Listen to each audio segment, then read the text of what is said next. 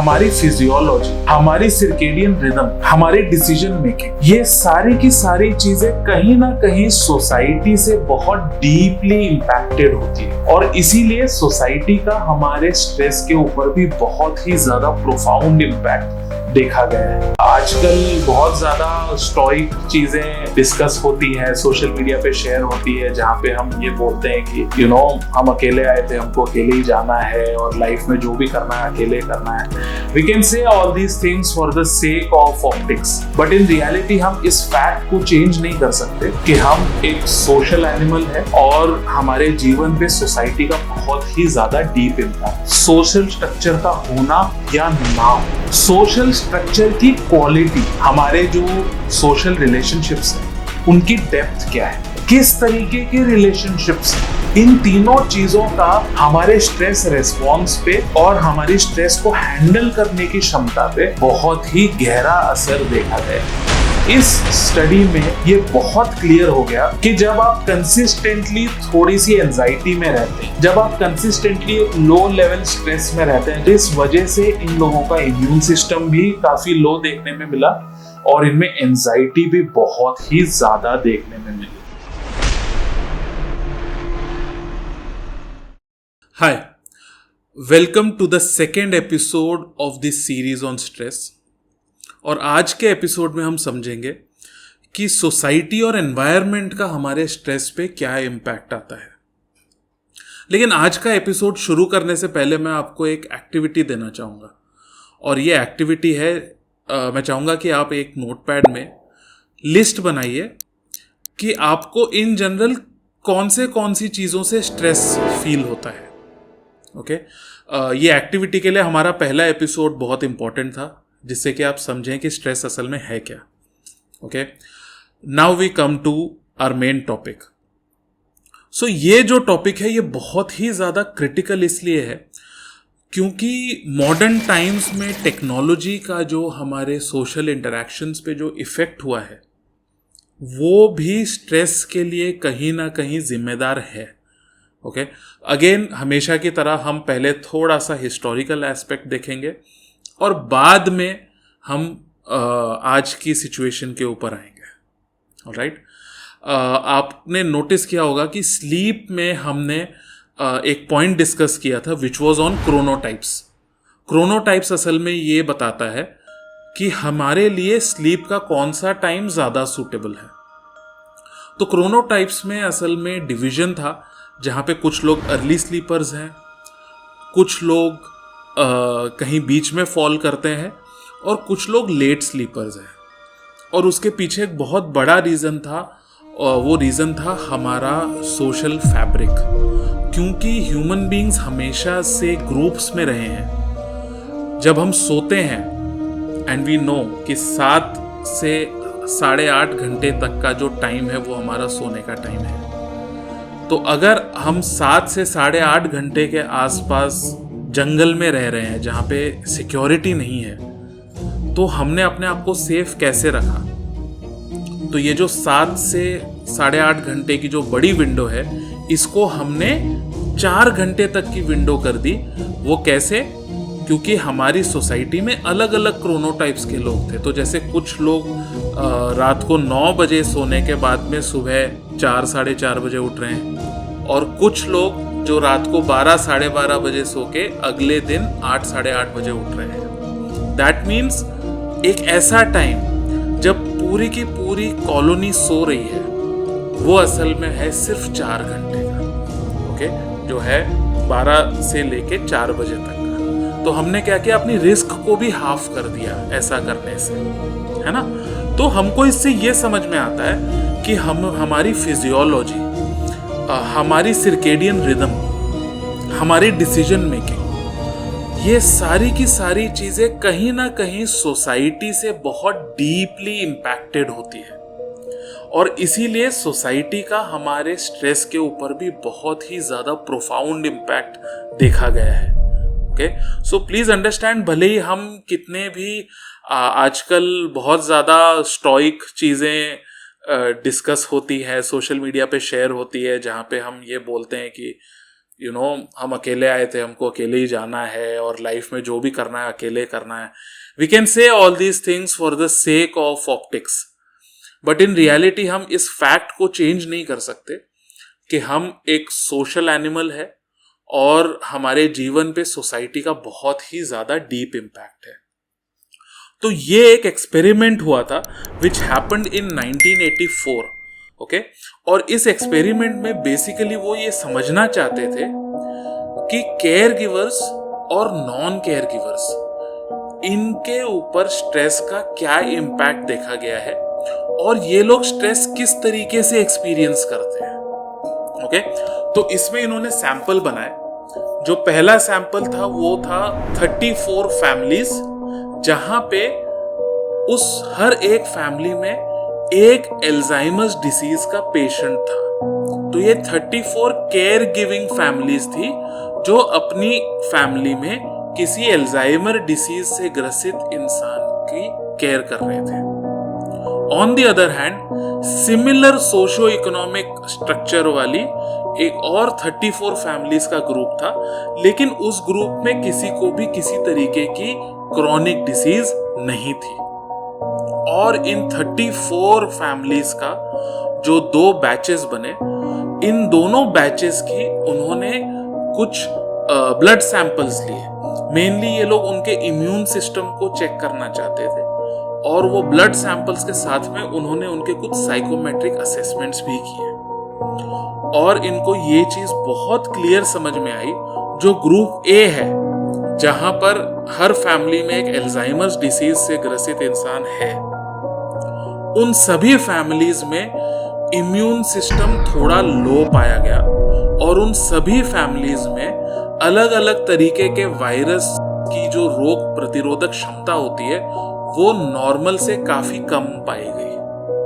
Okay, तो इस study में ये बहुत क्लियर हो गया कि जब आप कंसिस्टेंटली थोड़ी सी एंजाइटी में रहते हैं, जब आप कंसिस्टेंटली एक लो लेवल स्ट्रेस में रहते हैं, जहाँ पे आप बार बार ये सोचते रहते हैं कि ये मेरी फैमिली का मेंबर है, ये ठीक होगा कि नहीं होगा, आज का दिन मेरा कैसा निकलेगा, ये लोग कंसिस्टेंटली स्ट्रेस में है और इस वजह से इन लोगों का इम्यून सिस्टम भी काफी लो देखने में मिला और इनमें एंजाइटी भी बहुत ही ज्यादा देखने में मिली.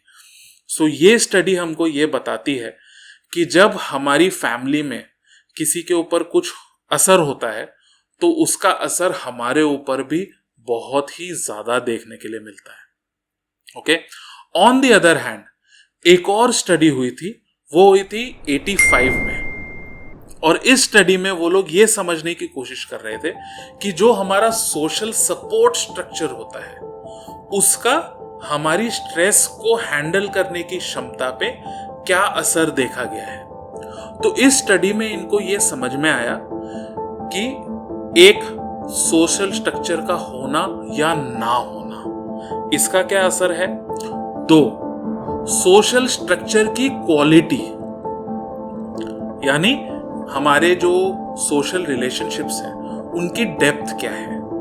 ओके, तीसरा, किस तरीके के रिलेशनशिप्स हैं. फॉर एग्जाम्पल, क्या मेरी फैमिली में ज्यादा अच्छे रिलेशंस हैं या मेरे फ्रेंड ग्रुप में मेरे ज्यादा अच्छे रिलेशन हैं. इन तीनों चीजों का हमारे स्ट्रेस रेस्पॉन्स पे और हमारी स्ट्रेस को हैंडल करने की क्षमता पे बहुत ही गहरा असर देखा गया है. इसीलिए इट इज वेरी क्रिटिकल कि हम बहुत कॉन्शियस एफर्ट लें कि जो हमारे फ्रेंड्स हैं उनके साथ में हम और ज़्यादा डीप रिलेशनशिप्स बनाएं, जो हमारे फैमिली मेम्बर्स हैं उनके साथ में हम और ज़्यादा ऑनेस्ट और डीप रिलेशनशिप्स बनाएं.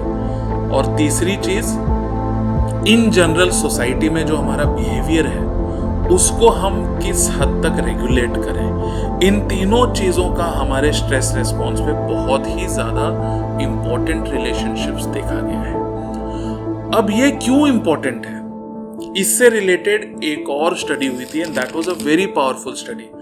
इस स्टडी में इन्होंने क्या किया कि इन्होंने 2 सिमिलर जो बैकग्राउंड वाले लोग हैं उनके ग्रुप्स बनाए और दोनों भी ग्रुप्स को उन्होंने एक एक्टिविटी दी और वो एक्टिविटी थी एक पब्लिक स्पीच देने की एक्टिविटी.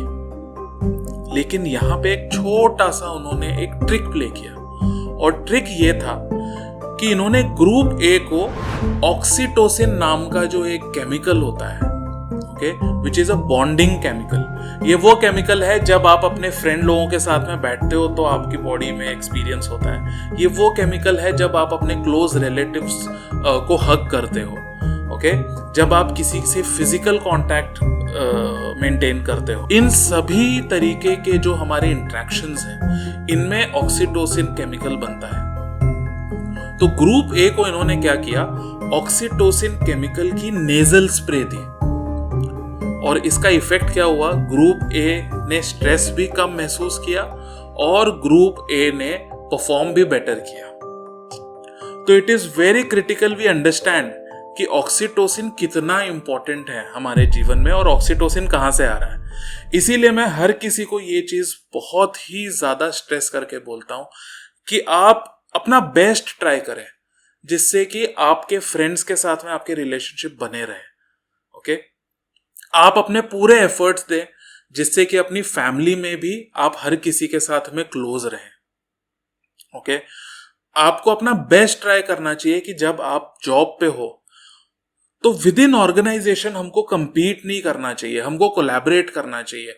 आई नो ये चीज बोलना बहुत आसान है, लेकिन ये चीज करना उतना ही ज्यादा क्रिटिकल है, क्योंकि ये डिसाइड करेगा, पहला आपकी जीवन की क्वालिटी क्या होगी, दूसरा आपका जीवन असल में कितना बड़ा होगा, ओके। तो if you are really concerned about the quality of your life and you are also concerned about the length of your life, ये बहुत इंपॉर्टेंट है कि आपके सोशल रिलेशनशिप्स स्ट्रॉन्ग हो।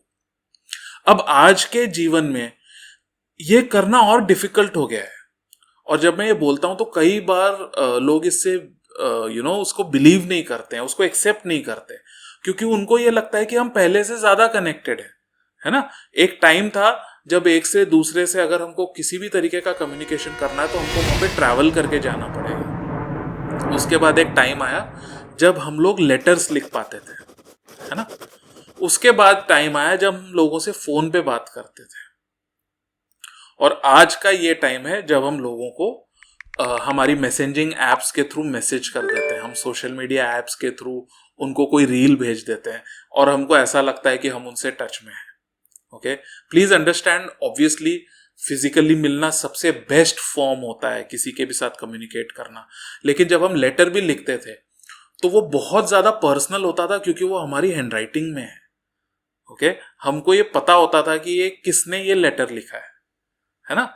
और एक तरीके से हमारी हैंडराइटिंग के थ्रू हमारी पर्सनालिटी उस इंसान तक पहुंच जाया करती थी। जब हम लोगों से फोन पे भी बात करते हैं तो वो भी एक तरीके से हमारी आवाज सुन रहे हैं, हमारी टोन सुन रहे हैं, हमारी वॉल्यूम सुन रहे हैं। इन अ वे हम अपने आप को बहुत अच्छी तरीके से उनको एक्सप्रेस कर पा रहे हैं। लेकिन जैसे ही हम अभी सोशल मीडिया वाले एस्पेक्ट में आ जाते हैं, जहां पे मुझे कोई एक रील बहुत अच्छी लगी, वो बहुत फनी रील थी, मैंने वो तुमको भेज दी, तुम थोड़ा सा हंस लिए, आपने एक और दूसरी रील मुझे भेज दी जो बताती है कि रिलेशनशिप्स का क्या इंपॉर्टेंस होते हैं। वो रील देख के आप थोड़ा इमोशनल हो गए, आपको लगा कि हाँ ये मेरा बहुत अच्छा दोस्त है, तो मैं इसको ये रील भेज देता हूं तो मेरी फीलिंग उस तक पहुंच जाएगी। क्या हो रहा है, असल में हम हैंडीकैप हो रहे हैं in terms of expressing ourselves. So जितना ज्यादा हमारे अंदर ये परसेप्शन है, हम ये मानते हैं कि शायद हम ज्यादा कनेक्टेड है, इन रियलिटी हम उतना ही ज्यादा डिस्टेंट है, हम उतना ही ज्यादा दूर हैं लोगों के साथ में, ओके। तो आज का ये जो टाइम है सोशल मीडिया का, ये बहुत डिफिकल्ट बना देता है डीप रिलेशनशिप्स बनाने में, है ना। ऐसे सोशल मीडिया एप्स है जहां पे हम फ्रेंड्स बनाते हैं, ओके। एक सर्वे में ऐसा आया था, ऑन एन एवरेज हर किसी के 400 फ्रेंड्स हैं। It's impossible to have 400 friends, है ना। लेकिन स्टिल मैं वो मेरी ऐप खोलता हूँ और वो देखते ही मुझे समझ में आ जाता है कि मेरे 400 फ्रेंड्स हैं, बट उनमें से एक भी असल में हमारा दोस्त नहीं है, ओके। कोई ऐप्स होती है जहां पे हम फॉलोअर्स बनाते हैं, जिनको देख के हमको ऐसा लगता है कि हमारे 1000 फॉलोअर्स हैं। तो ये क्या कर रहा है, ये हमारा ईगो मसाज कर रहा है। बट क्या हम सच में genuine deep social relationships create कर पा रहे हैं? This is a very important question for us to ask ourselves. Okay, so आज के एपिसोड के बाद में आपको एक और एक्टिविटी करनी है, और एक्टिविटी ये है कि आपको अपने फ्रेंड्स और फैमिलीज और कलीग्स में ऐसे कौन से लोग हैं जो आपको लगता है कि आपके क्लोज हैं, और उनको आपको इस तरीके से रेट करना है कि वो कितना क्लोज है आपसे. ओके, और अब आप उस रिलेशनशिप को बेटर बनाने के लिए आप क्या करने वाले हैं. ये इसलिए करना है क्योंकि सोशल रिजेक्शन एक बहुत ही डेंजरस चीज होती है. ओके, और उतना ही डेंजरस है जब हम अपने आप को सोसाइटी से भी अलग करते हैं.